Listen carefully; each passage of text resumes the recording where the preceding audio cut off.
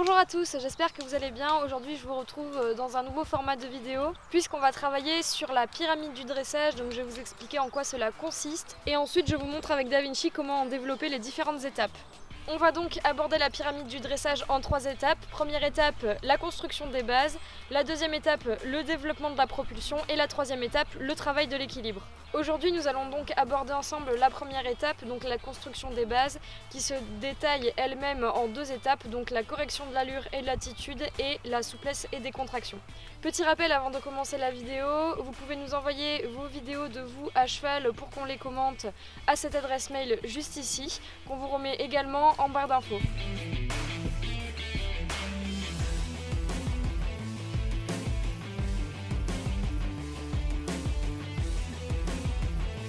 Pour ce qui est de la correction de l'allure, j'ai essayé de vous simuler un cheval débutant pour vraiment vous montrer ce dont vous devez le plus vous rapprocher dans l'attitude.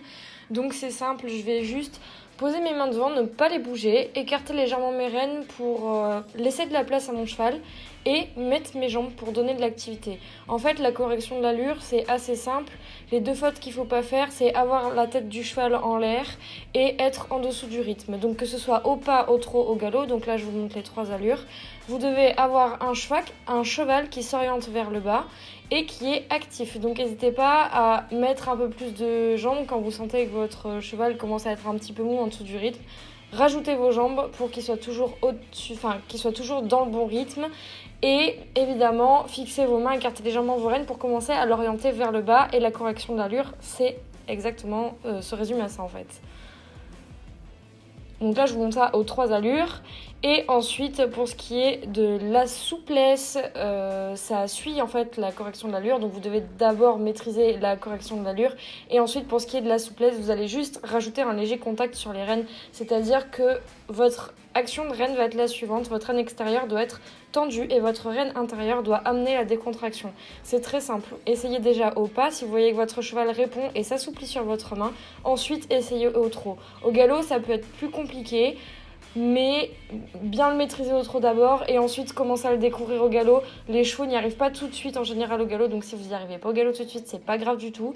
Prenez le temps d'expliquer à votre cheval comment ça se passe, de découvrir la souplesse, la décontraction.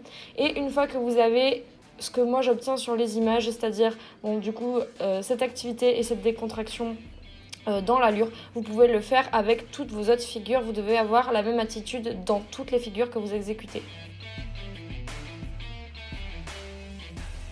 Cette vidéo touche à sa fin, j'espère qu'elle vous aura plu. Si c'est le cas, n'hésitez pas à vous abonner, à la liker et même à la commenter. Si vous avez des questions, n'hésitez pas à les poser, on répondra avec plaisir évidemment.